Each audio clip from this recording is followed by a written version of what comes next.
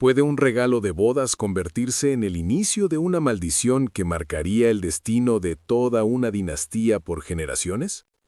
Existe un secreto guardado entre los pliegues de un vestido de novia manchado de sangre, una verdad que Victoria Eugenia de Battenberg cargó en silencio mientras el mundo la observaba desde la distancia de un trono de oro. Esta es la historia de una mujer que cruzó el mar por amor, solo para encontrar un reino que la amaba y la odiaba a partes iguales, y una tragedia familiar que ni siquiera la corona más brillante de Europa pudo ocultar. Prepárate para descubrir cómo la nieta preferida de la reina Victoria se convirtió en la reina más solitaria de España. La niebla de la isla de White se aferraba a los acantilados con la misma tenacidad con la que la joven Victoria Eugenia se aferraba a sus recuerdos de infancia en la corte inglesa. Para todos, ella era Ena, la princesa de cabellos de lino y ojos del color del mar del norte, una joven cuya risa iluminaba los pasillos del castillo de Windsor. Sin embargo, su destino cambió para siempre la tarde en que sus ojos se encontraron con los de un joven rey llegado del sur. Alfonso XIII, el monarca español de mirada vivaz y temperamento impetuoso, no buscaba solo una alianza política, buscaba una reina que pudiera estar a la altura de la grandeza que él soñaba para España. El romance fue un torbellino de cartas perfumadas y paseos bajo la mirada vigilante de la etiqueta real. Ena, criada en la sobriedad protestante y la libertad relativa de la aristocracia británica, aceptó el desafío de un trono desconocido por el brillo que vio en los ojos de Alfonso. No importaron las advertencias sobre la inestabilidad de un país que hervía en tensiones sociales, ni las dudas sobre la religión. Ella renunció a su fe, abrazó el catolicismo y, con el corazón lleno de una esperanza casi infantil, partió hacia una tierra de sol, olivos y sombras alargadas. El 31 de mayo de 1906, Madrid amaneció vestida de gala. Las campanas de la iglesia de San Jerónimo el Real repicaban con una fuerza que parecía sacudir los cimientos de la ciudad. Victoria Eugenia, envuelta en encajes de alenzón y protegida por una tiara de diamantes que centelleaba como 1000 soles, caminaba hacia el altar convencida de que su vida sería un cuento de hadas. Alfonso, orgulloso con su uniforme de gala, le tomó la mano prometiéndole un reino a sus pies.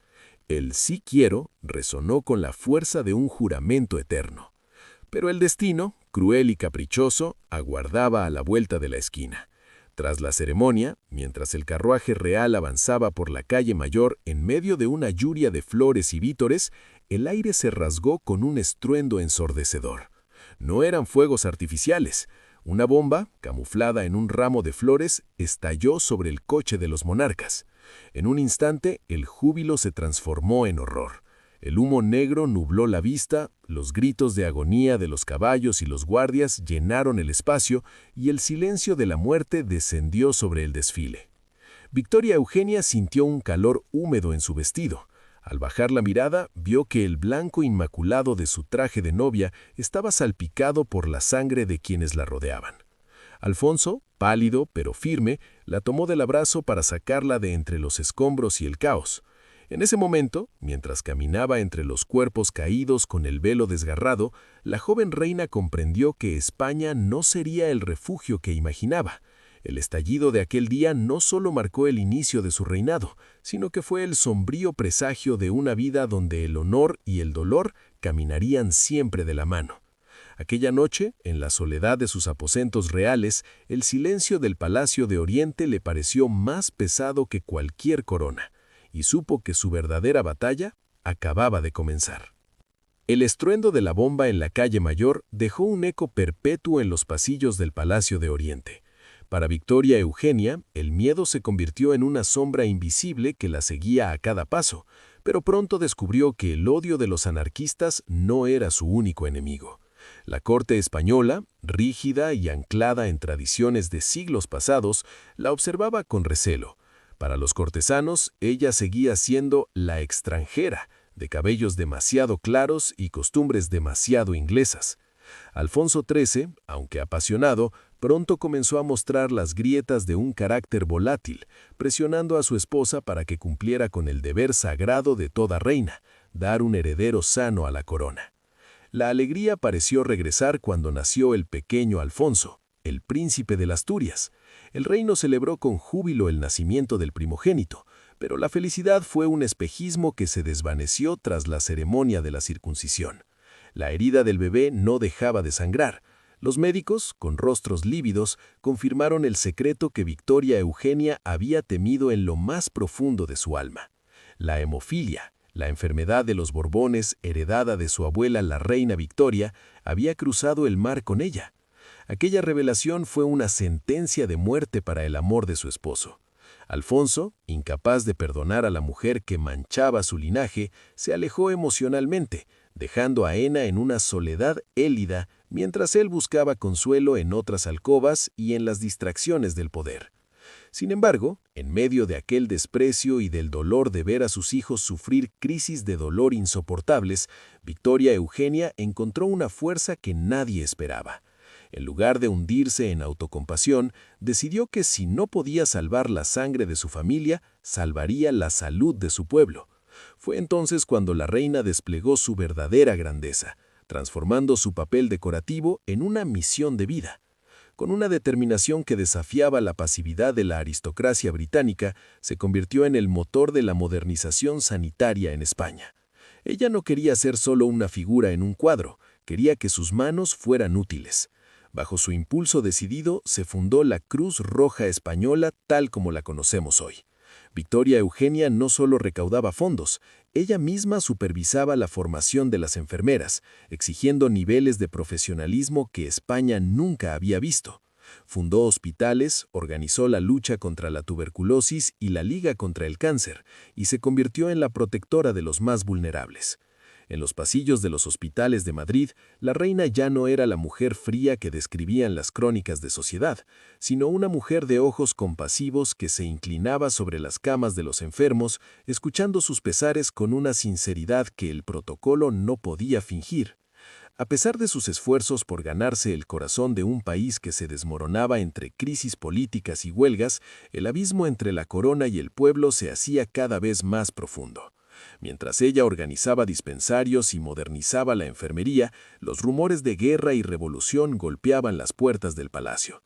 La reina sabía que su labor humanitaria era un bálsamo, pero también sentía que los cimientos de su trono estaban hechos de arena.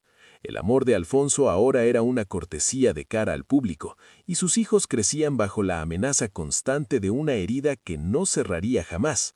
La tragedia personal y el deber público se entrelazaron en su pecho, preparándola para el sacrificio final que el destino le exigiría cuando las luces de la monarquía comenzaran a apagarse definitivamente.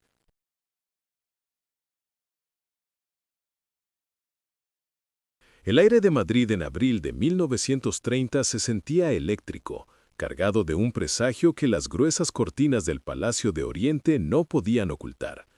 Victoria Eugenia observaba desde los ventanales cómo la multitud inundaba las plazas, no con vítores, sino con el rugido de un cambio inevitable. La monarquía se desmoronaba como un castillo de naipes bajo el peso de la historia. Alfonso XIII, consciente de que su tiempo se agotaba, tomó la decisión más amarga: partir para evitar un derramamiento de sangre. Sin embargo, en aquel momento de huida, la fractura emocional de la pareja real se hizo definitiva. El rey partió hacia Cartagena en el amparo de la noche, mientras que Ena, con la dignidad intacta de quien ha nacido para llevar una corona, abandonó el palacio al día siguiente en un tren que la llevaría hacia la incertidumbre del exilio. El viaje fue una sucesión de estaciones bañadas en nostalgia y amargura. Al cruzar la frontera, Victoria Eugenia no solo dejaba atrás un reino, sino también el hogar que, a pesar de las espinas, había intentado florecer con sus obras de caridad y su entrega. El exilio no fue el descanso que algunos esperaban, sino un laberinto de hoteles de lujo y villas silenciosas donde el eco de la tragedia seguía sus pasos. La separación de Alfonso se volvió oficial en todo menos en el papel. Él se instaló en Roma, entregado a una vida de recuerdos sombríos, mientras ella buscaba refugio en la serenidad de Suiza, en su amada Lausana, tratando de reconstruir los pedazos de una identidad que ya no dependía de un trono. Pero el destino aún no había terminado de probar su resistencia. La maldición de la sangre, aquella hemofilia que había agriado su matrimonio, se cobró sus tributos más caros en tierras extranjeras. Primero fue el joven Gonzalo, su hijo menor, quien tras un leve accidente automovilístico en Austria no pudo dejar de sangrar hasta que la vida se le escapó entre las manos de su madre. Poco después, su primogénito, Alfonso, el que alguna vez fue la esperanza de España, falleció en circunstancias similares en Miami. Cada pérdida era una puñalada en el corazón de Victoria Eugenia, quien vestía un luto que parecía haberse vuelto permanente. «Es mi sangre la que los mata», se decía a sí misma en la soledad de sus noches, cargando con una culpa que ninguna reina debería soportar, pero manteniéndose siempre erguida, con la mirada clara y el gesto noble. Durante los oscuros años de la Segunda Guerra Mundial, Victoria Eugenia se convirtió en un faro de estabilidad para su familia dispersa. A pesar de haber perdido su reino y a 2 de sus hijos, nunca perdió su vocación de servicio. Desde su refugio en Bienfontaine, ayudaba a refugiados y mantenía correspondencia con aquellos que aún veían en ella el símbolo de una España que buscaba su reconciliación. Su figura se transformó. Ya no era la joven princesa inglesa asustada por las bombas, ni la reina despreciada por la corte. Era la matriarca de una dinastía en espera, una mujer que había aprendido que el verdadero poder no reside en el cetro, sino en la capacidad de sobrevivir a la tormenta con la elegancia del espíritu. En el silencio de los Alpes, mientras el mundo ardía, ella guardaba la esperanza de que, algún día, su linaje regresaría a la tierra que la vio sangrar y reinar. Los inviernos en Lausana eran de un blanco purísimo, un contraste absoluto con el sol ardiente de Madrid que Victoria Eugenia aún sentía en la piel de sus recuerdos. Los años habían transformado su rostro en un mapa de dignidad y resistencia. Las raguras alrededor de sus ojos no eran solo surcos del tiempo, sino las huellas de haber llorado a 3 hijos y a un esposo que murió lejos de su lado en Roma. Pero la reina, siempre fiel a su origen británico y a su destino español, no permitía que la melancolía la venciese. En su residencia de Bienfontaine, rodeada de fotografías y el aroma del té inglés, esperaba el momento en que la historia finalmente le pidiera cuentas de su sacrificio. Ese momento llegó en febrero de 1968. Tras 37 años de exilio, recibió una invitación que hizo latir su corazón con la fuerza de la juventud. Regresaría a España para ser la madrina de bautismo de su bisnieto, el pequeño Felipe. Al aterrizar en el aeropuerto de Barajas, la anciana reina, apoyada en su bastón, pero con la espalda tan recta como el día de su coronación, fue recibida por una multitud que clamaba su nombre. ¡Viva la reina!, gritaban miles de voces, muchas de ellas pertenecientes a una generación que no la conocía, pero que sabía de su entrega a la Cruz Roja y de su entereza en la tragedia. En ese instante, al ver las banderas y sentir el calor del pueblo, comprendió que el odio de antaño se había evaporado, dejando solo un respeto profundo por la mujer que nunca dejó de amar a un país que la expulsó. Fue durante esos días en Madrid cuando el secreto de su vida alcanzó su resolución. Al mirar al niño en la pila bautismal, aquel que años después sería Felipe VI, Victoria Eugenia supo que la maldición de su sangre finalmente se había detenido. Su nieto, Juan Carlos I, representaba la esperanza de una corona renovada, y el pequeño en sus brazos era la promesa de un futuro en paz. Ella, que había llegado a España entre bombas y se había marchado entre sombras, cerraba ahora el círculo. El regalo de bodas que mencionamos al inicio, aquel vestido manchado de sangre que parecía una condena, no era en realidad una maldición, sino el bautismo de fuego de una mujer que aprendió que reinar no es mandar, sino resistir y servir. El verdadero secreto era que la sangre en sus encajes no presagiaba el fin de una estirpe, sino la forja de una madre que daría todo por la continuidad de su familia y la salud de su nación. Victoria Eugenia de Battenberg regresó a Suiza pocos días después, sabiendo que su tarea estaba cumplida. Falleció en la primavera de 1969, con la serenidad de quien ha perdonado y ha sido perdonada. Su legado no quedó solo en los palacios, sino en cada enfermera titulada de la Cruz Roja, en cada hospital que ayudó a construir y en la dignidad con la que enfrentó el dolor más profundo. fue la reina que transformó sus lágrimas en medicina y su soledad en un escudo para los suyos. Al final, la historia no la recuerda por el estallido de la calle Mayor, sino por la luz constante de una voluntad que ninguna bomba pudo apagar. A veces la verdadera nobleza no reside en el oro que llevamos sobre la cabeza, sino en la capacidad de transformar nuestras heridas en puentes para los demás. Que la vida de Victoria Eugenia nos inspire a caminar con la frente en alto, aun cuando el peso del mundo parezca insoportable. El pasado guarda secretos que aún inspiran el presente.